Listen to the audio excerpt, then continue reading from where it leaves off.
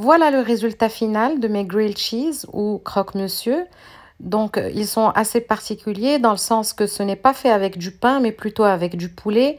Et oui, on regorge de créativité pour faire semblant qu'on mange du pain. Ici, ils sont servis avec une salade et ils font office de repas. Bonjour et bienvenue sur ma chaîne Un thé à Montréal. Aujourd'hui, on va faire une recette assez spéciale dans le sens qu'on va essayer de faire semblant qu'on mange du pain, faire semblant qu'on mange des grilled cheese ou des croque-monsieur pour ceux qui les appellent comme ça. On va les faire à base de poulet. Alors, c'est plutôt des grilled cheese qui vont se manger pour le repas de midi plutôt que le matin. Parce qu'on n'oublie pas, il va y avoir du poulet. Ça va être fait avec du blanc de poulet. Puis, on ne va pas mettre beaucoup d'assaisonnement pour que on ait l'impression que c'est réellement du pain. Même que pour les avoir mangés, ça ne goûte pas particulièrement le pain, mais c'est très très bon. Donc, sans trop tarder, je vais vous dire les ingrédients et on va passer à la préparation. C'est très très facile aussi, il n'y a pas beaucoup d'ingrédients et ça se fait très rapidement. Alors, pour la petite histoire, je suis sortie hier pour essayer d'acheter une poêle carrée pour avoir un semblant de pain de mie carré, mais j'ai pas trouvé, donc on va les faire ronds. Peu importe, de toute façon, ils sont cétogènes, donc ils sont pas obligés d'être comme les autres. On va les faire de forme ronde. Ça va être original. Alors, j'ai ici une livre de poulet ou 450 grammes. J'ai 2 cuillères à soupe de beurre, c'est à peu près 40 grammes. J'ai un œuf et j'ai du sel et du poivre. Mais j'ai pris 2 fois du poivre, mais je vais aller chercher du sel. Donc, j'ai du sel et du poivre et j'ai une tasse de fromage, à peu près 200 grammes. Mais la quantité de fromage va dépendre de vous. Si vous en voulez beaucoup, vous en mettez beaucoup. Sinon, vous en mettez juste assez pour que les 2 tranches se collent ensemble. Ici, j'ai du fromage cheddar râpé. Ça pourrait être du gruyère, ça va être meilleur ou de l'emmental ou peu importe le fromage de votre choix. Moi, c'est ce que j'avais ici. Puis, j'avais pas vraiment la force de sortir pour acheter des tranches d'emmental ou de gruyère. Donc, je vais faire ça avec ça. On va passer tout de suite à la préparation. Donc, j'ai besoin de faire cuire mon poulet. Soit vous le mettez en papillote, vous le faites cuire au four. Moi, je vais le faire cuire à l'eau. Ça va être plus rapide, puis je vais le faire sécher. Donc, je vous retrouve un peu plus tard. Là, mon poulet est en train de bouillir. Il est quasiment cuit. Je vais l'enlever, je vais le mettre dans une passoire, je vais le laisser égoutter et on se retrouve pour la préparation de la recette. J'ai oublié de vous le dire quand j'ai cité les ingrédients, mais bien sûr, je vais avoir besoin d'un peu d'eau froide pour avoir une texture qui ressemble un petit peu à une pâte à crêpes pour faciliter la cuisson. Donc, on y va. Dans mon poulet qui a cuit, je vais mettre une demi-cuillère à café de poivre.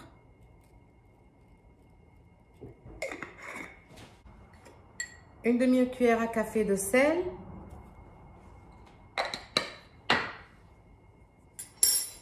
Le beurre.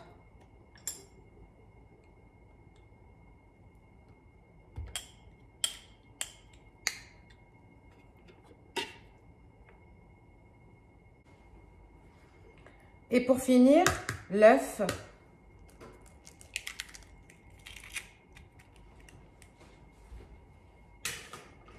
Je vais commencer à donner un tour pour voir la consistance et savoir combien d'eau je vais mettre.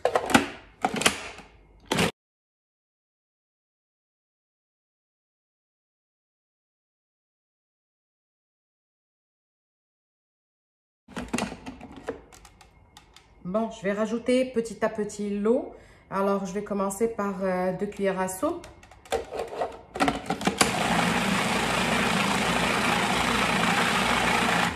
Évidemment, il va falloir mixer longtemps pour plus avoir de filaments de poulet. Il faut vraiment avoir quelque chose de très pâteux.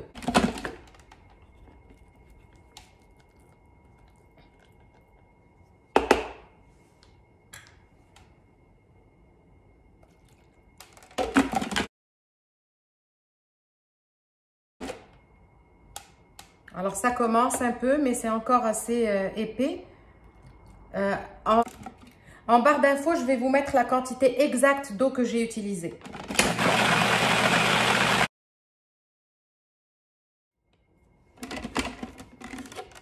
Bon, je vais rapprocher un petit peu la caméra pour vous montrer la texture. Alors, c'est clair que c'est pas encore assez, assez homogène. Je vais rajouter un petit peu d'eau et on continue le travail.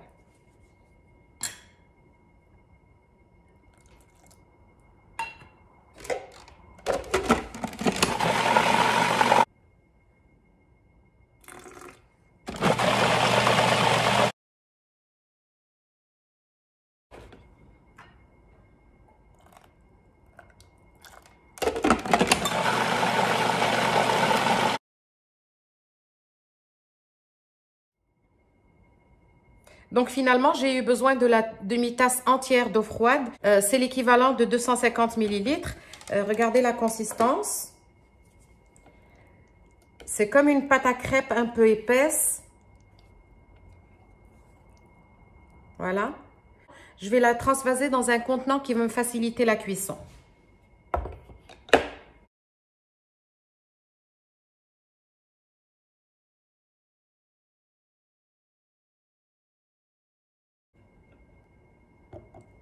Alors, comme vous pouvez voir dans cette recette, il n'y a quasiment pas de glucides, à part 1 gramme de glucides, je pense, dans l'œuf. C'est absolument rien. C'est donc plein de protéines. Donc, on va y aller vraiment tranquillement, ne pas dépasser ces protéines. Et je vais vous donner le compte un peu plus tard.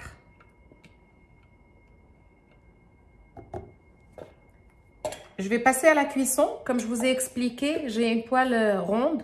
En plus, c'est une poêle de petit format et elle n'est pas à induction, donc j'ai mis un dispositif en dessous. Ça va être un peu compliqué pour la cuisson, mais au final, ça va aller. Vous allez voir. On va préchauffer la poêle. On y va pour la cuisson. On beurre généreusement notre petite poêle.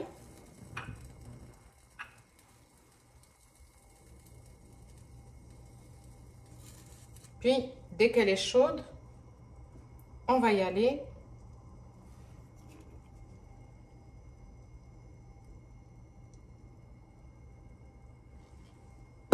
Comme ça.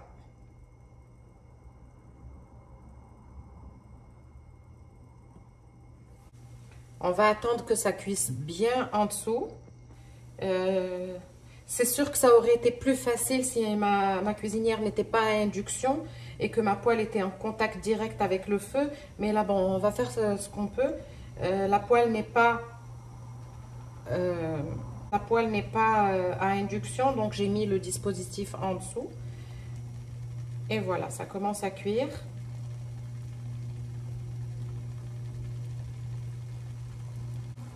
On va attendre que ça prenne bien pour que ça soit pas difficile à retourner. Ça prend à peu près 2 minutes de chaque côté.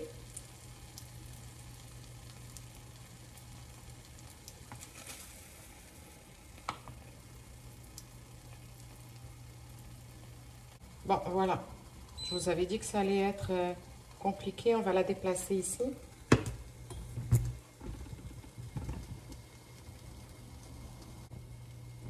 On va vraiment attendre que ça prenne bien parce que c'est très délicat à retourner.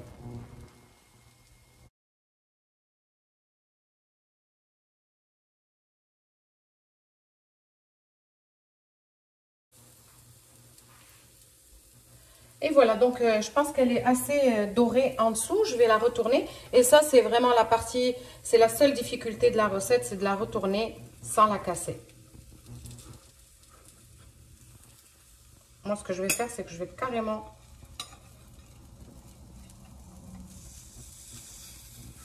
lui faire ça et la retourner. Voilà.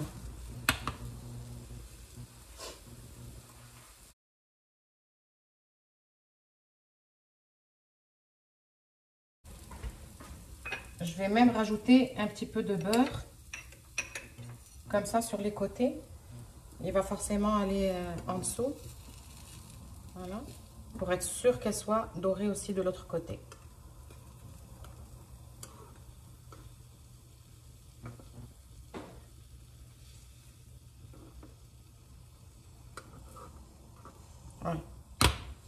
Donc, on la laisse aussi dorer de l'autre côté et on se retrouve. Pendant la cuisson, j'essaie de l'aplatir comme ça avec un ustensile plat comme ça. Parce que je réalise que le poulet, il rend quand même l'eau. Et pour éviter d'avoir un sandwich plein d'eau, j'aplatis comme ça. Puis ça va faire griller comme il faut le poulet.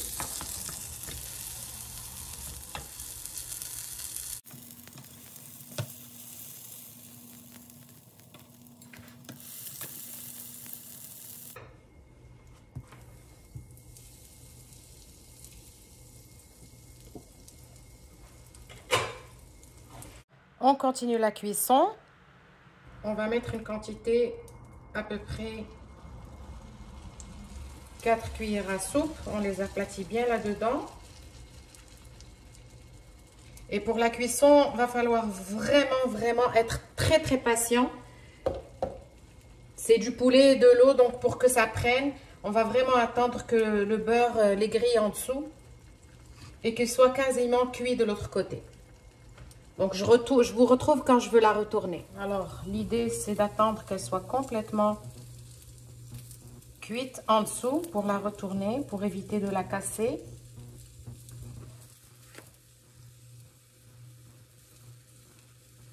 On va encore attendre un petit peu.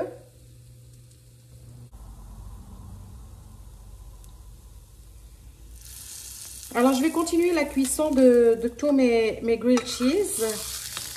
Et on va se retrouver pour finaliser avec du fromage à l'intérieur. Alors, une fois que j'ai fait cuire mes simili toast ou pain de mie, regardez, je vais pouvoir faire mes grilled cheese. Pour tout grilled cheese qui se respecte, ça prend du fromage. Voilà.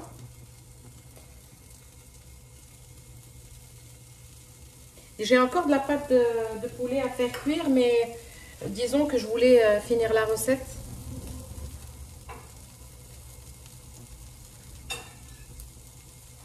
Voilà. On va mettre un autre par-dessus.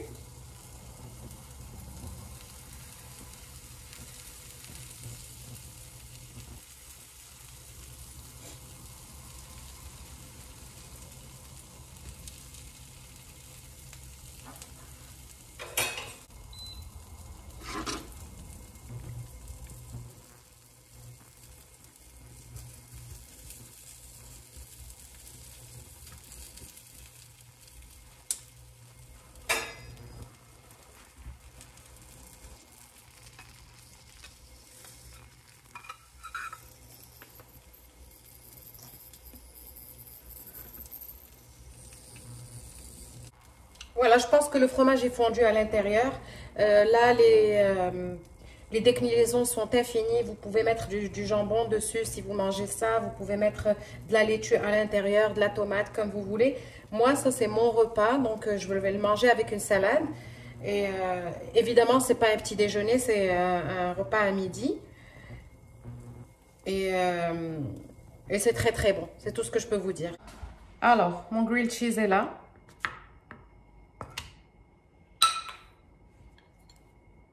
Regardez-moi ça.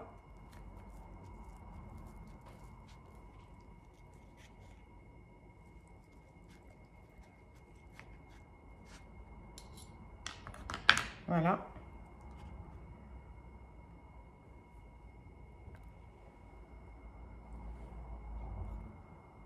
Et comme je vous ai dit, je vais manger ça avec une salade.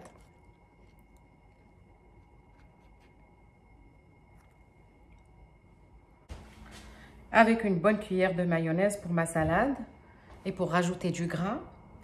Ma recette va se terminer ici. Merci de l'avoir suivie. Si ce n'est pas déjà fait, abonnez-vous, mettez-moi des commentaires, des likes, partagez ma recette, activez la cloche pour ne rien rater. Merci et au plaisir de vous retrouver pour une prochaine vidéo. Au revoir.